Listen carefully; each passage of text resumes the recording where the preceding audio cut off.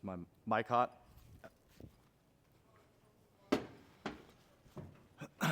Morning, everybody. How you doing?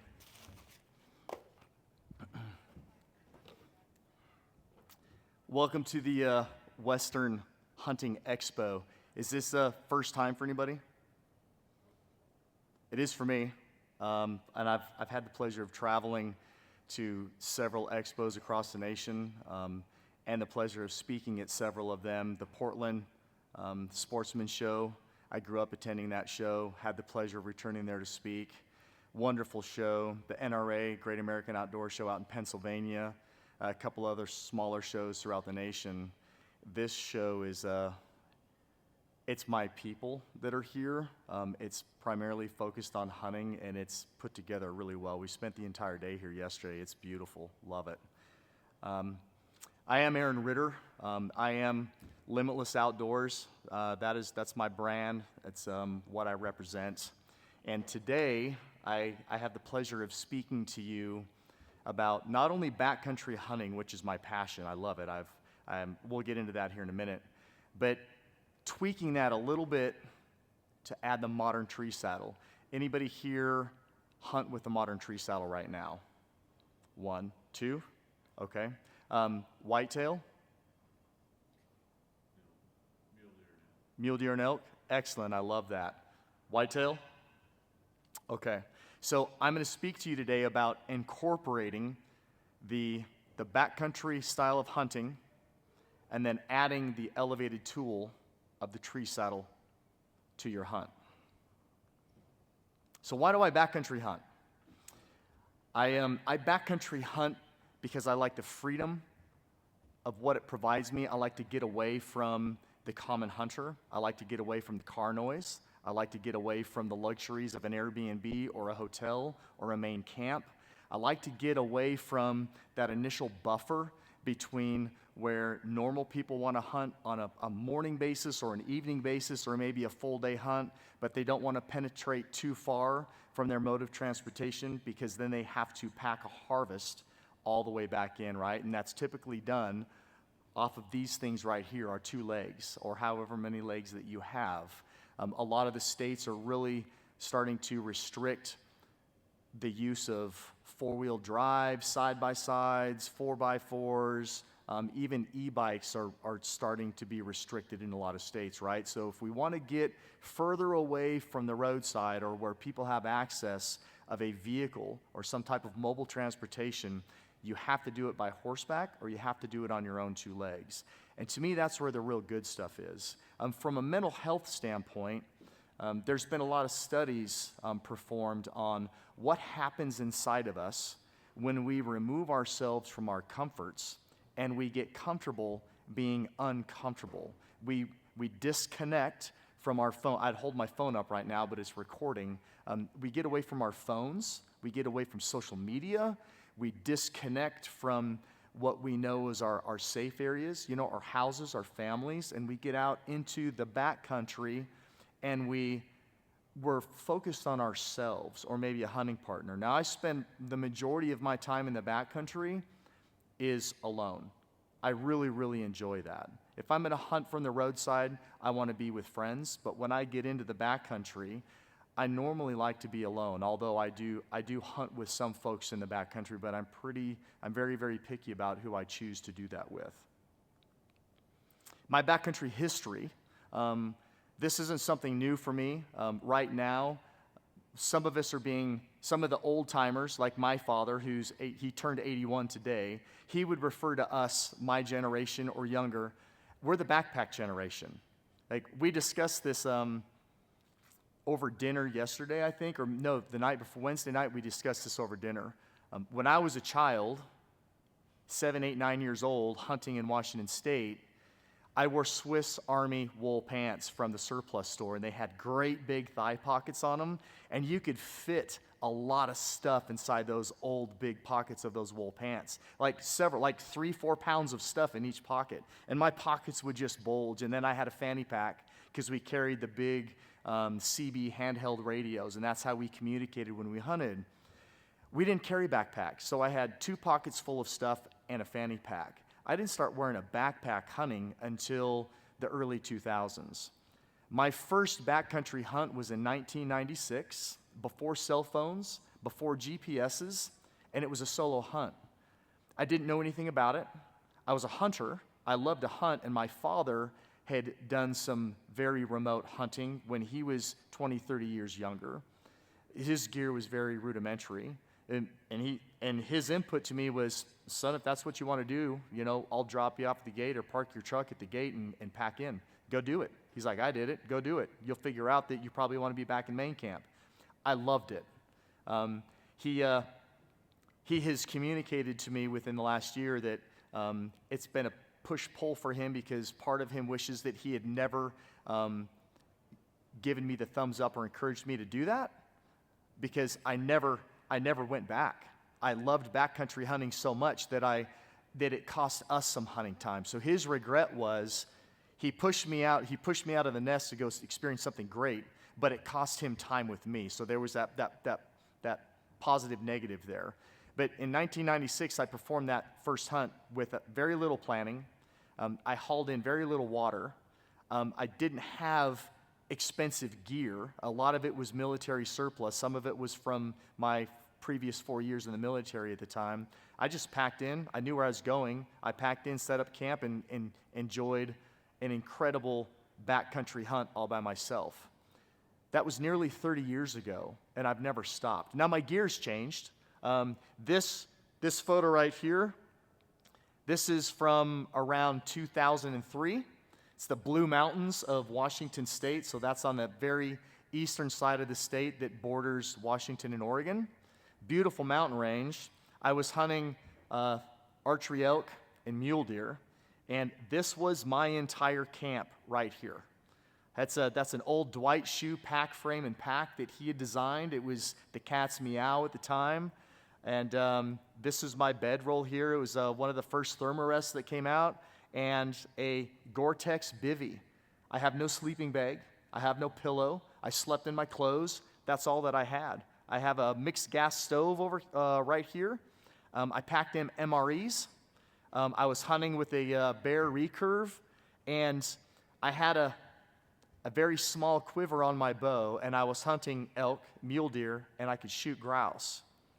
So in my mind, I'm thinking, if I take 3 or 4 arrows with me, is that enough arrows for this trip? What if I have to put 2 shots into an elk to put an elk down ethically? What if I harvest an elk and a mule deer? What if I shoot multiple grouse?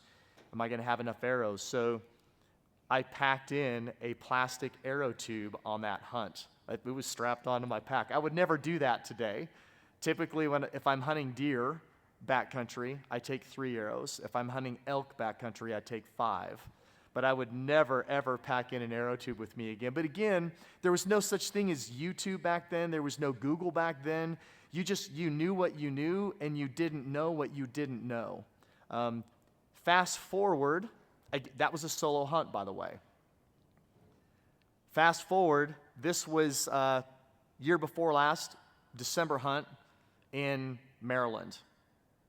This was my setup for a muzzleloader hunt. Packed in with an Argali setup, hot tent. It was fantastic, wonderful. My gear here did not weigh a whole lot more than my gear here. Even though it's more substantial, I have more comforts. I have more creature comforts. I was warmer. I was drier. I had greater capability. I had a GPS. I wasn't living just off of a Forest Service map and a compass. But my backcountry time has spanned almost 30 years. I'm very passionate about it. So I grew up in Washington State, a little town called Washougal, right on the convergence of the Washougal River and the Columbia River. Most of my time in my younger years was spent on the west side of the Cascades hunting blacktail deer and Roosevelt elk. I harvested my first blacktail up on near Mount St. Helens. I've since moved due to military service out into Virginia and Maryland. That's where I currently reside. And I've split the United States, the lower 48, in this dividing line. A lot of my seminars, I use the Mississippi as my dividing line, but for this seminar, I shifted that line west because we're going to talk about the benefits or why we choose to spot and stalk, which is done primarily out here on the western states. That's why we call it western style of hunting, versus out on the eastern side where we're doing primarily whitetail hunting. And a lot of guys are hunting out of elevated positions, a lot of field edge hunting, cornfields, or they're hunting pathways or rolling hills or the lowlands. We don't have the mountain ranges that we have out west, out east, but there is substantial mountain ranges out there. But what's the history and the styles of those of that type of hunting? Spot and stalk is what I grew up with. I will transparently share that when I was a child, and even a youth, I used to make fun of the guys down here in the South. I didn't fish for bass. I fished for salmon and steelhead. I thought the guys that fished for bass were silly because most people don't eat largemouth bass, so why would I spend all that time and money catching a fish that I didn't want to bring home and put in the freezer or in the fry pan or on the barbecue, right? I was a blacktail hunter, so I thought whitetail looked weird. I didn't want to hunt whitetail. I hunted Roosevelt elk. They don't hunt elk, they hunted turkeys. And in the 1980s and the 1990s in Washington State, in 1990s they had started introducing turkeys, 3 species, by the way. You could achieve a grand slam, or I should say a slam, in the state of Washington in one season if you were really, really good at what you were doing. You still can obtain a slam in the state of Maryland, because they have 3 different species. But we didn't turkey hunt. And I made fun of Southern boys for that too. Who's going to go out and hunt turkeys, right? I was we call it silverfish, salmon, steelhead and trout, blacktail, Roosevelt elk, and I always had a black bear and a cougar tag in my pocket. That's what I did. And I thought those Southern boys were funny. I never, ever hunted out of a tree stand. The first time I hunted out of a tree stand was December of 2014. That was in the state of Virginia. On that first hunt, it was the first time I ever climbed up in a tree stand. It was a ladder stand. It's the first time I had ever targeted whitetail. It's the first time I had ever hunted with a shotgun. And that evening, I harvested a whitetail doe. That was the best venison I'd ever had in my life. I told myself then I'd probably never eat blacktail again. It was just an incredible meal. From that point on, I was introduced by a good friend of mine to the hand climber. I bought a Summit, and I thought that was the thing, and I started hunting whitetail out of a Summit. Where did all that start?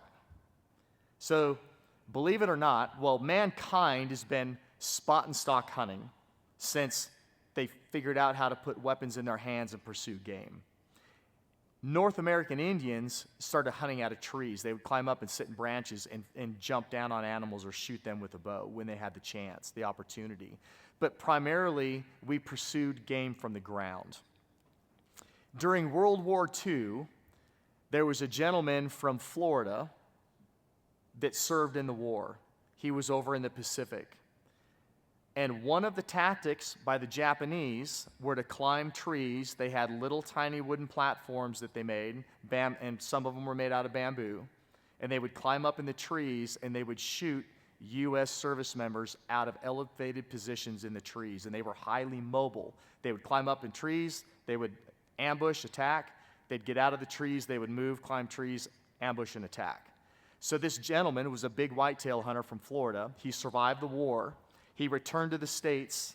He made his own Japanese-style platform, and he started hunting whitetail out of that style of a platform on the East Coast. And that progressed into all of our different styles of elevated hunting. Now, I'm going to tell you why I think I'm a hypocrite. I mentioned that I harvested my first deer. It was a blacktail up near Mount St. Helens. So that morning, I left our private property. I got up from the cabin. I walked through our private property, and it was surrounded by Weyerhaeuser. And at that point in time, this is back in the 80s, Weyerhaeuser, everybody here familiar with Weyerhaeuser land? It was open. Very few Weyerhaeuser properties were gated. So we had free reign of Weyerhaeuser. I left our property, crossed a creek, and there was a beautiful drainage that came down, and this about a 3-year-old clear cut that went up to reprod. And down in the bottom of that creek, at the base of this small clear cut, was a big cedar stump. And I wish that I had photos of it. I didn't carry a camera with me back then. It looked like the sawyer had cut himself a shooting bench into this big cedar stump. When they dropped that tree, it's like he carved himself a seat in a shooting platform. And I crawled up onto that stump, and I sat there for the morning hours. I didn't know anything about thermals. Knew nothing about thermals. I just knew I was deer hunting. And I'm sitting there on that stump, and I'm glassing the upper side where the reprod is. I'm in the creek bottom. Thermals are dumping in my face. And in the middle of this clear cut was a small depression. It was a little bit of a bowl. A couple hours into that sit, a couple of blacktail came out of the reprod and started feeding down into that clear cut. And one of them happened to be what we call, on this side of the United States, a forked horn, a 2x2. And I took that deer off of that stump. Now, in my mind, up until 2014, I would have told you that I don't believe in whitetail hunting. I don't believe in tree stands. I'm a spot and stock guy. But what did I do? I navigated to a point. I sat down on a stump, and I sat there for 4 hours waiting for deer. How is that any different than what the guys out here are doing? The only difference is I wasn't in a ladder stand. I wasn't in a hand climber. I wasn't in a lock-on with sticks, or I wasn't in a tree saddle. But I was executing the same methodology that the guys employ out south for whitetail. I did it that morning. It worked in my favor, and I harvested my first deer off of that stump with my Winchester Model 88 308. We do that all over the western side of the state as we hunt mule deer, elk, blacktail, whitetail, any other animal, but we do it in different ways. Guys will get up onto high points for mule deer hunting, and they'll glass for hours. Guys get up on high points spring bear hunting, and they glass for hours or days. If they're rifle hunting, they might take a 600-yard shot. Or if they're bow hunting, they might wait to see where that animal beds down, and then they'll make an all-day stalk to try to get over on that animal before that animal shifts into evening feeding. But you're still sitting at a point of observation, waiting to make your play on an animal. It's the same concept, it's just a different modality. So, looking at the history of that, this is why I choose to add the mobility of elevated hunting into my backcountry love, my passion. So this picture here is I'm in a tree packed in with on a whitetail muzzleloader hunt. This map here is just for representation of, if this was out west and I was going to spot and stalk that, I would be trying to cover all of this terrain and all of these individual terrain features on foot, right? And I might spend some time in the morning sitting on an opening, waiting for an animal to come through. I might sit down in the afternoon and have lunch on a high point and observe and wait for an animal to either harvest or make a play on. And then in the evening, I'm going to move to another spot that's advantageous to me where I think the animals are going to come to feed, right? And I'm going to do that all on foot. Or I can pack my tree saddle in, and all of those spots I can ascend into an elevated position that's far different than any type of tree that you're going to look for a ladder stand or a hand climber. And I put myself in pristine positions where I know there's quality animal sign or movement, and I can sit up at 8 feet, 12 feet, 15 feet, 20 feet, 30 feet, depending on what the environment and the conditions require for me to do. It gives me the benefit of different thermal capabilities. So when I'm on the ground, or when we are on the ground, the winds impact us different than if I'm 15 feet off the ground. I get a little bit of a buffer there. My movement, my body signature, I'm not on the ground in that animal's direct view or peripherals. It gives me an increased capability. And depending upon where you go, you're placing yourself above animals that are not used to an elevated threat. They've never experienced a hunter up in a tree. Their threats are at the ground level. So that's a huge benefit for us. So really quick, cover and concealment is thrown around in the outdoor space a lot. And you hear the word cover. How many of you read it in articles, you see it in YouTube videos, you might hear it at seminars, a guy will say, man, I had great cover. Man, I was set up on this spot, I knew the animals were traveling through, or I knew that animal was bedded down there, so I snuck into within 40 yards. I had great cover. Well, that's not really cover. Cover and concealment is a military term. Cover provides you safety from getting hit. So you're not going to hit by a round or shrapnel or frag. Concealment keeps you from being seen. So the reality of it is, like when somebody says, man, I was set up on that bull, I called that bull to within 20 yards, I was standing in front of this scrub cedar, I had great cover. You had no cover. There was nothing between you and that bull. You were fully exposed. Same thing with a turkey. You don't have cover, you have concealment. So what I'm showing you here, in a tree saddle, in this picture, I was out doing some practice runs. I have great concealment. I have back concealment. Because I have all these branches behind me. I've got great shooting lanes down here. I have all this back concealment. It breaks up my body signature. This picture over here, and you see where I'm at with the tree trunk here. And in this picture here, the tree trunk's here. This is the big benefit between the saddle and this photo here. This was in January of 2015, one of my first climber hunts. A buddy has me at full draw on a white-tailed deer. I am fully exposed here. So for a lot of people, when they think of elevated style hunting, you're looking at that classic style of platform where it's on the front side of the trunk of the tree. And if this was my corridor of animal travel down here in front of me, and that style of hunting, I'm fully exposed out here. I have no cover. I have almost no concealment. So when the animals come through, they can pick me off. They see my movement, and I have a different signature on the tree. I'm sitting in that summit is like sitting in a big recliner. You're just sitting out, you're open. With the tree saddle, the way your lines and the way you set up on the tree, you can put the trunk of the tree in between you and the travel of the animal. So now I truly have cover because that tree trunk is hiding my body. So if this is my tree, this podium, and this is the animal travel, if I see a deer or an elk, a bear, whatever your targeted animal is, they start coming from the left.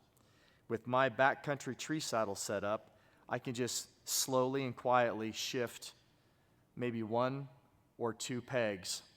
And now again, this tree trunk is between me and that animal. It's not going to see me.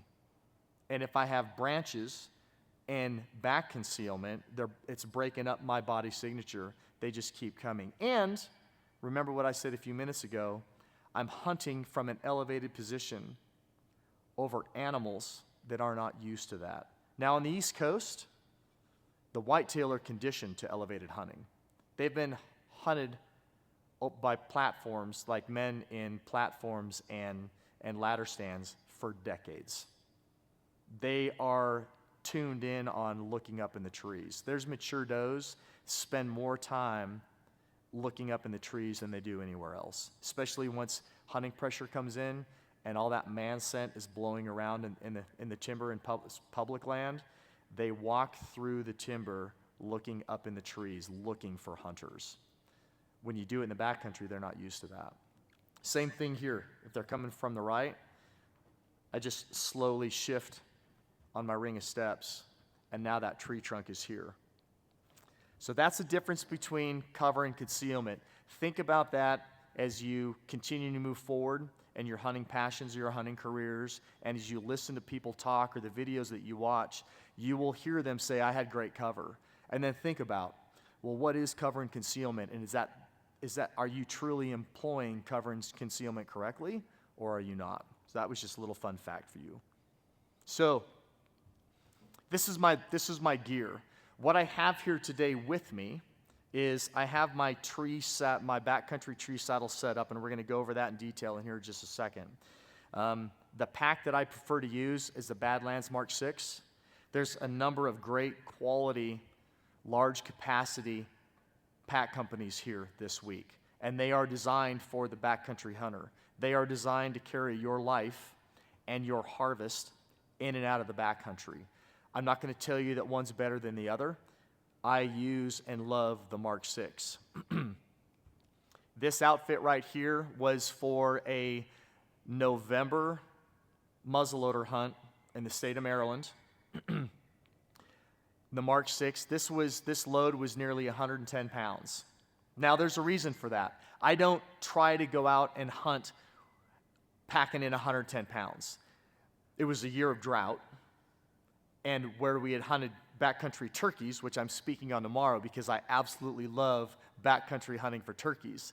We had hunted this same area for turkeys in the spring, ample water sources. We were an off-trail pitch site.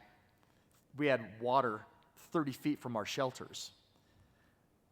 The month before this hunt, I arrived in there for an archery hunt, and the nearest water to our proposed pitch site, which was perfect for where we wanted to wagon wheel out to hunt, the nearest water was 1.5 miles away.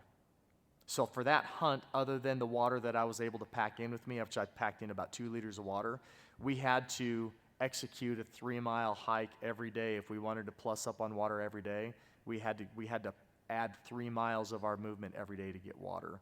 So when we returned in November, I should have added the photo in here.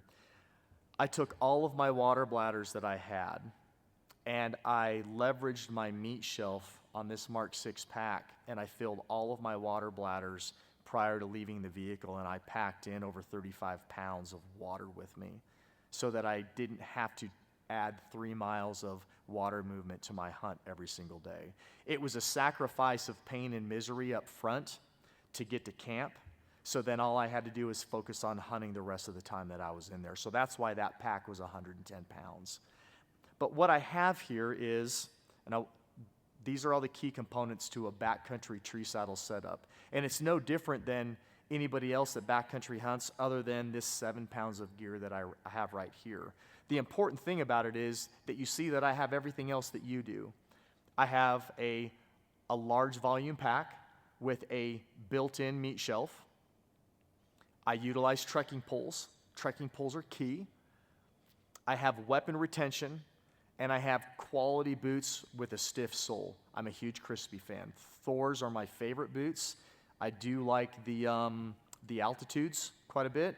And because of this guy right here, I try not to hunt with anything heavier because the more boot weight that I put at the end of this prosthetic, it's like having a sledgehammer stuck on the end of my leg, and all of that weight's down on the bottom, and it causes some issues for me. So I sacrifice some warmth in my one foot so that I can move and shoot a whole lot easier with my prosthetic. But that's the basis of what I have. And if you look up here, this spot right here is all of this stuff right here. It's all set up underneath the top shelf of my pack, outside of this climbing stick, which is connected to my pack over here on this side. It's behind my leg. 7 pounds, gentlemen. 7 pounds. What does that 7 pounds provide me? I can climb nearly any tree in the wilderness. So if anybody here has experience hunting from elevated platforms, ladder stands, hand climbers, or lock-ons, you have to have a straight limbless tree. That's a requirement, or that tool does not work correctly. With a tree saddle, I can climb trees that are leaning in any direction. You just stay on the top side of that lean. I can climb through branches. If there's big bifurcations in the tree, I can climb up to that bifurcation, and then I can either set up in that bifurcation. Everybody here know what a bifurcation is? A split. that big main split in the trunk. I can get up in that or beyond it. I can get into trees that have a whole lot of limbs and other trees that are around it with a lot of limbs. Again, it breaks up gives me a little bit of that concealment, right? It breaks up my signature, and I can sit and rest in there, and then again, I can move 360 degrees around that tree. The key components here is, this is my saddle. I am a big Latitude Outdoors fan. There's numerous saddles out there. This is just my preferred. I have 2 dump pouches. I have my single climbing stick here. This is my ring of steps. This is what I stand on the tree, outside of the top portion of this stick. This is my gear strap that I can put around the tree, and I can hang pieces of gear from. So I can hang a deer call from it. I used to hang my rangefinder from it. I can hang my bow, my muzzleloader, or my rifle from it. I can hang my backpack from it. This is 40 feet of rappel line, and I'll tell you why that number's 40 feet. This is my gear hoist and my line retrieval. This is called the lineman's belt, and then this is a mechanical ascender. This helps me climb up the tree, and then when I'm done hunting, I rappel out of the tree and recover all of my gear. All of this stuff here, what's not pictured here is knee pads, which they're right here. This whole setup, gentlemen, is 7 pounds. That's 7 pounds added to your pack that allows you to go out and hunt from virtually any elevated position, away from a whole lot of other hunters, over animals that are not used to that elevated threat. It gives you a huge tactical advantage. Now in the wintertime, I run a hot stove in the wintertime. That hot stove setup is almost 5 pounds. And a lot of guys are starting to lean in that direction. If they're going to do November, December, January hunting, guys are starting to lean towards that lightweight titanium stove. And I've had a lot of backcountry hunters look at me and say, I would never add 7 pounds of this gear to go in and hunt animals. Why would I do that? It's like, well, you'll do it in the late winter with a stove so that you can stay warm and dry out. So why would you not do that on particular hunts to give you that tactical advantage? It's almost the same weight. That I can get a 0-degree bag. There's 3 of them out on the show floor right now that will keep you super toasty warm in sub-zero temperatures without having to haul in a 5-pound stove, right? It's a creature comfort that you're willing to sacrifice that extra 5 pounds to take with you into your backcountry setup. It's a choice we make. I choose to add 7 pounds to my backcountry setup, not for a creature comfort. I'm adding that to my backcountry setup for a tactical advantage over the animal that I am targeting, and it's extremely successful. So what are all these things? Here's the saddle. If anybody's not familiar with the saddle, this is a single panel saddle right here. This is what it consists of. Now, I hunted this all last year. This is the brand new single panel by Latitude. It's called the Maverick. Prior to this saddle, I hunted with what's called a 2-panel saddle, and that's what that is. It has this panel here and then an additional one on it. Positives and benefits of both. When I put this on at the base of the tree to climb a tree, I step through it just like that. Got to be careful so I don't rip the mics off of myself. This is your belt right here. So this holds it onto my waist. Gentlemen, this is what it is. It's like having a hammock for your butt. This hooks into my 40 feet of line in the tree. And this is what I sit in, and I can do it all day long. I hunt dark to dark in this setup right here. Again, I can go do it for 4 hours in the morning behind my house on our 25 acres. Or I can drive up into the mountains.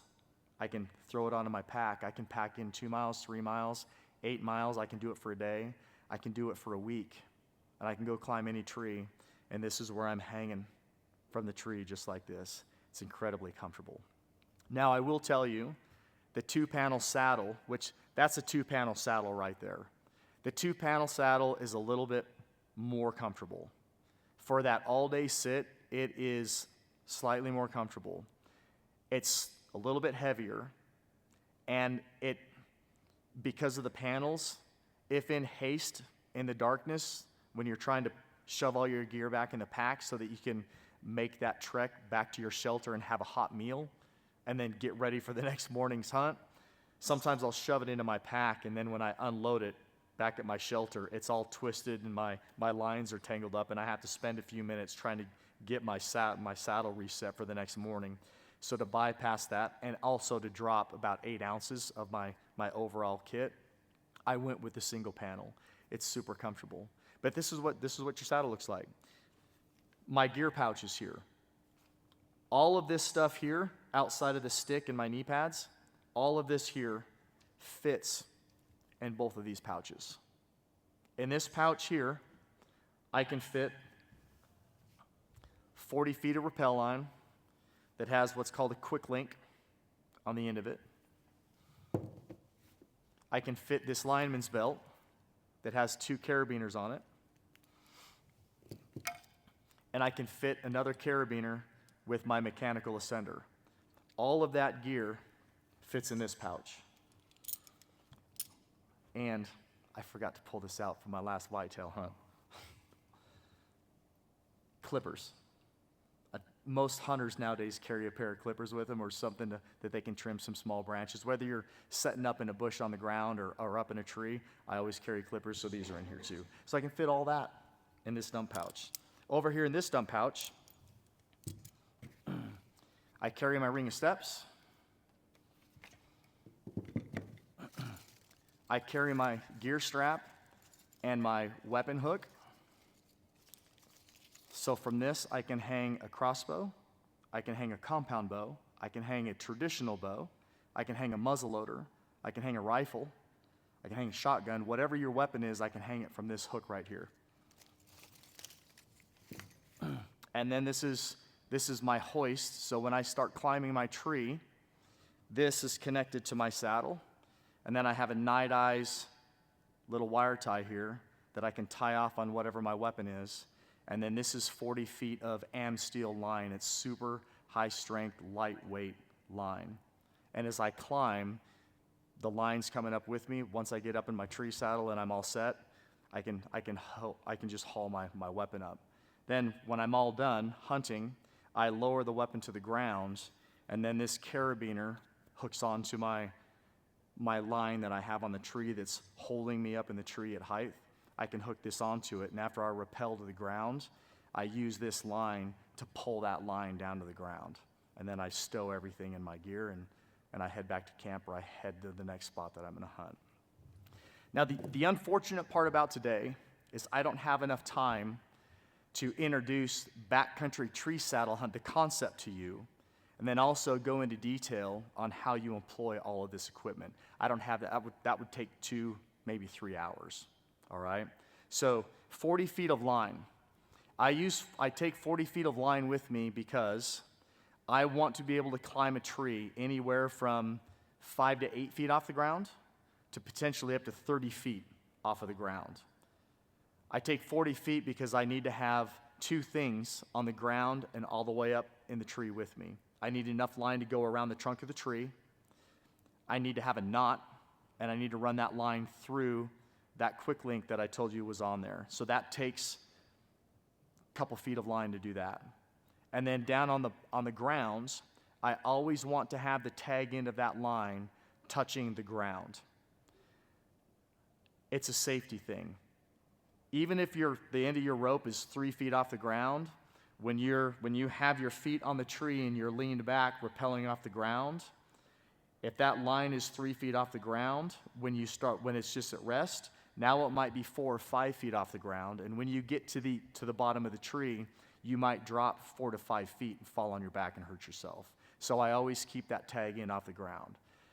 Carrying 40 feet of line gives me that ability to safely climb almost any tree, whether it's this big around or so big around that I have to throw my line around the tree to start climbing because the girth of the tree is so big. It gives me that buffer in my length of line that I can safely do that. I could cut that line down to 30 feet because I typically don't hunt over 30 feet up. I'm usually between 15 and 23 feet. That's the sweet spot for me. And I can find trees and cover and back concealment that allows me to hunt animals effectively that close to the ground. Gentlemen, I've hunted whitetail in Texas in scrub live oaks with my feet 8 feet off the ground. And I had a 3-year-old 140-inch deer feeding and loitering underneath me for 20 minutes. Had no clue that I was there. It was so much fun. The gentleman that manages the ranch wouldn't let me shoot it. This is one of the biggest whitetail I'd been around, like that close for that long. And he kept texting me messages saying, "You can't shoot that deer, you can't shoot that deer." And I'm looking at this beautiful 140-inch whitetail thinking I would happily shoot that deer. And he was like, "No, we're going to let that one grow." So it did. It was 8 feet underneath these two things up here, and I just had to sit there and watch him. Had no clue I was there. So I don't have to go 30 feet unless it absolutely requires it. Sometimes, that is if you're on a steep embankment, you need to get up to 30 feet because if they're coming up from the bottom, 15, 20 feet's plenty high. But if they come from higher elevation or the same elevation, you're looking eye to eye with that animal, right? So I want to get up to 30 feet in that tree.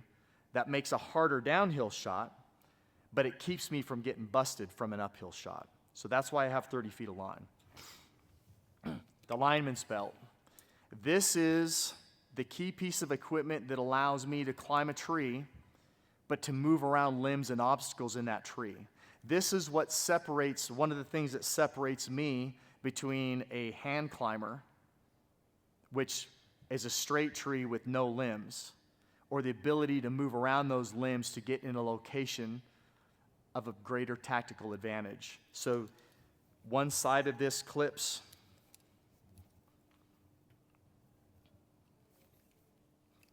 to my saddle. I hook this one around the other way. Now the whole time, that 40-foot line, I'm connected to the tree. So this is a second attachment point. So once I hook this around the tree, I adjust tension with this slip knot, and then I can disconnect my main tether, move it around the obstacle, get it all secure, then I undo this and I keep climbing. So this adds to your mobility and you're able to get up into what I call a technical tree. Whole nother discussion. Ring of steps. So there's platforms and then there's a ring of steps. If I'm doing day hunts, morning hunts, evening hunts, I use what's called a platform. It gives me a wider place to put my feet. They're made out of aluminum. They're coming out with some carbon ones. Most of them are aluminum. They're either cast or water-jetted aluminum. Some of them are quite large. Gives you a lot of movement for your feet. They're very stable. They're comfortable. But that's added weight. And I don't want to put a metal platform on the back of my pack with my weapon. They're rubbing against each other, banging against each other. That's not okay with me at all. It takes up weight, takes up space. This ring of steps, that's what the purchase looks like in the tree for me. So again, Crispy Thor's ring of steps. You can see what it looks like on the tree. Guys, that tree is only about that big around. And I hunted out of that tree all day long.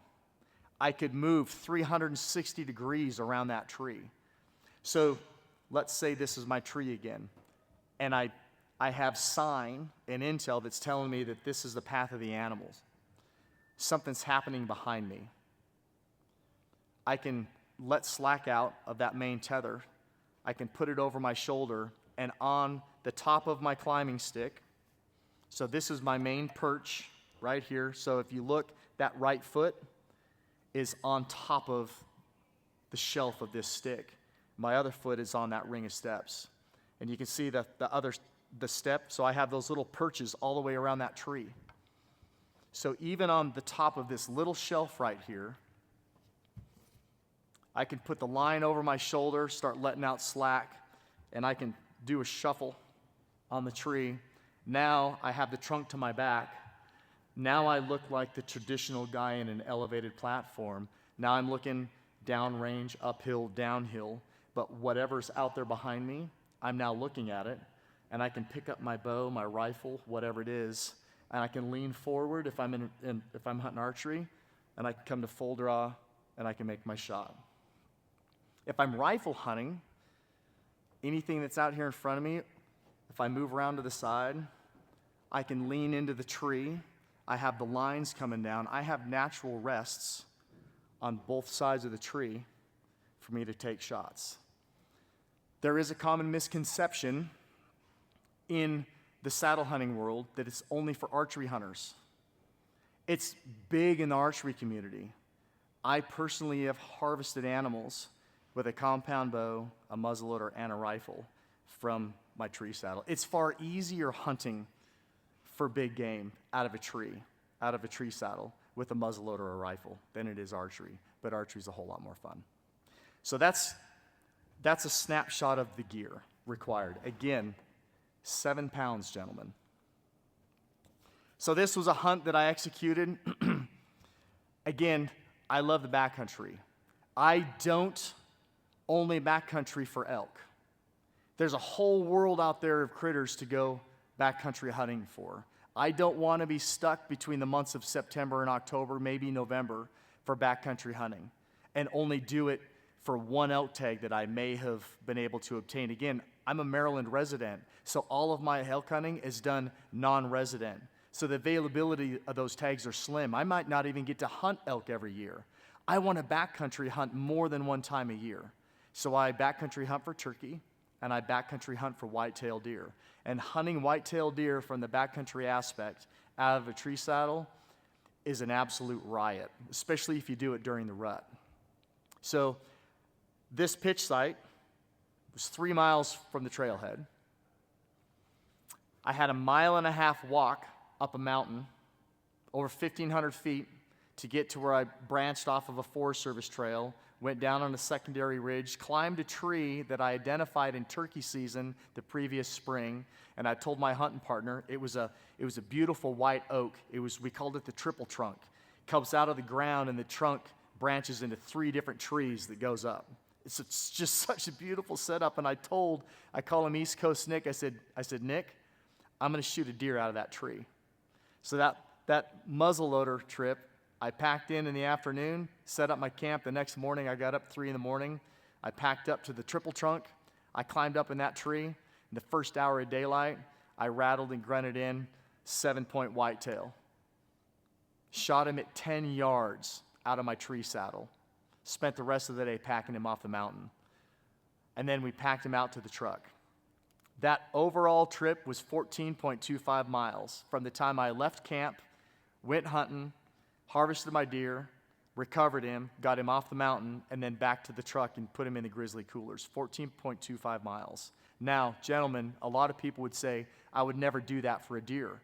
But my question for you is, why do you backcountry hunt? Do you only do it for the elk? Or do you do it because you love to hunt and you love the experience? Because for me, it's about the experience. It's not about the elk, it's about the experience, and I want to experience that year-round. So I'm going to ask you a question. This is one of my favorite questions to ask guys when I'm speaking to them. Are you a hunter or do you like to hunt? Because if you just like to hunt, you're probably not a backcountry hunter because it takes too much effort to do it. There is a level of discomfort in it.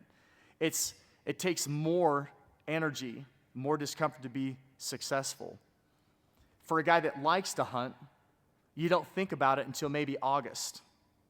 Or if you're a rifle hunter that likes to hunt in November, maybe you don't think about it until you start thinking about it in September. But for a hunter, I'm living it, eating it, and breathing it year-round. When it's January, like on the East Coast, I can still hunt whitetail in January, so I might still be hunting. But even when I'm still hunting whitetail in late season, I'm starting to prep for turkey season. And then it's turkey season. It's full-on hunting in turkey season. I'm living it all day, every day. I'm planning hunts. I'm thinking about hunts. I'm prepping for hunts. And then when turkey season's over, I immediately shift back into elk and whitetail, and I'm prepping for that. It's in my thoughts. It's in my mind. It's in my activities all year long. I try to shoot my bow as often as I can. I make sure that my gear is ready. I make sure that my body is ready. I'm in hunt mode 24/7, 365 days a year. To me, that is the difference between a hunter and a guy that likes to hunt. And I can honestly say I've never met a guy that likes to hunt in the backcountry. All of the men I have or women that I have randomly encountered in the backcountry when I'm there, they're hunters. So just wanted to throw that question out there to you guys is, are you a hunter or do you like to hunt? So I am Limitless Outdoors. I'm a 28-year Navy veteran of special operations. I served 9 years, fully deployable on a metal leg. I retired in 2021, and now I spend my time sharing knowledge and interacting with people that share my passion. I love it. I firmly believe that knowledge is power. Sharing knowledge is powerful. I'm the host of a podcast. This is my website right here, limitless.outdoors@gmail.com. You can find my podcast on all of the major podcast platforms, and I do post all of the audio version is on Spotify, Amazon, iTunes, the audio versions. I put the video versions on YouTube. I am the founder and president of a national nonprofit. Knowing the benefits of archery and hunting and what it's done for me as an amputee, I wanted to offer that to other amputees. So we are in our 4th year now. We provide archery and outdoor equipment worth over $12,000 to one amputee every year. We take them to the Gas Bowstrings factory in Clay City, Kentucky, and they get to build out a custom Hoyt bow with custom gas bowstrings, and they have one-on-one coaching with world-class Olympic archers for 3 days. And then in October, we fly them out to Texas, and we host them on an all-inclusive lifetime whitetail hunt. It's a one-on-one guided hunt in Texas. It's just spectacular. We engage with them for an entire year. We call it overcoming archery, overcoming obstacles through archery.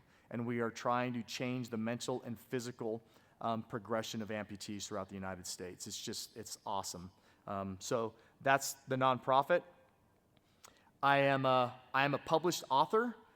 This last December, I've been published in magazines and some online articles. I do have my own blog and my own gear reviews. I published a book in December. I will be outside doing book signings after the seminar today. It's the Backcountry Hunting, Pursuing the Trophy of the Experience.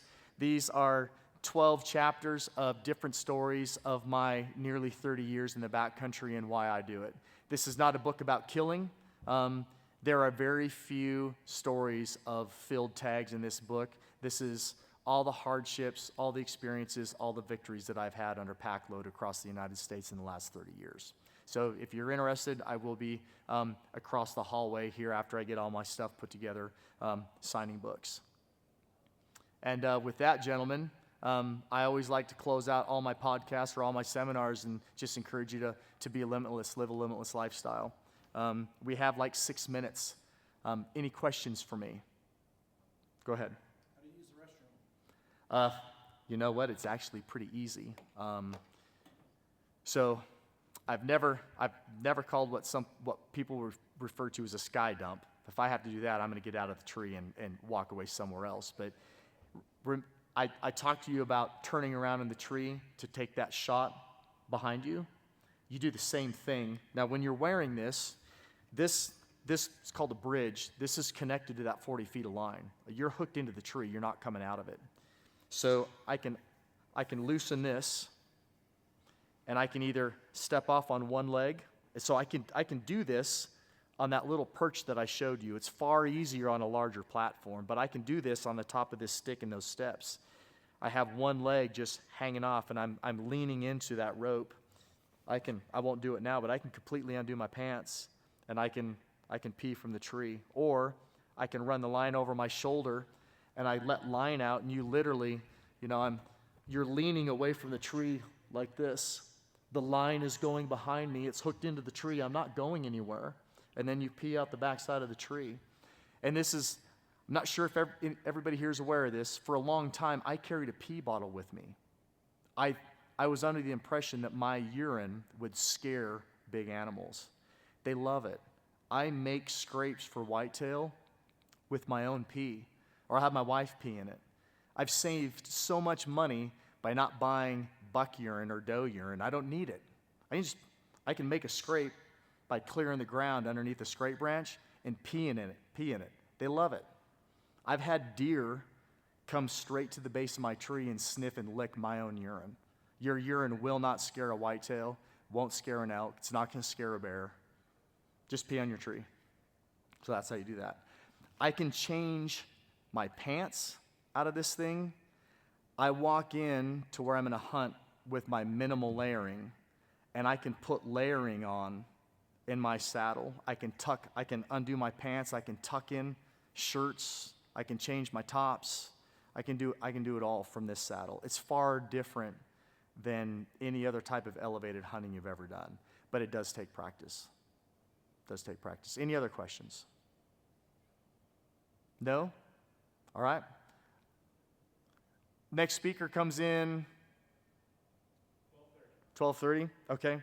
If you guys want to come up and see the gear before I pack it up, you're welcome to come up and look at it. I'm going to start tearing the camera down, and then I'll be sitting down across the hall. I've got some books, and I'll sign books, and you can take one of my books home if you're interested. They're $14.95 a piece. Thank you very much for your time.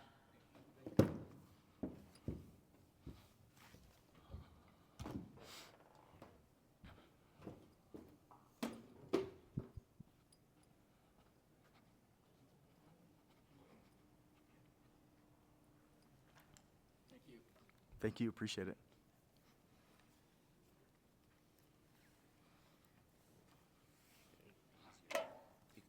Okay. There you go. Thank you very much. He starts at 12:30. Okay. I'll be cleaned up here in just a second. No, I don't want to be that guy.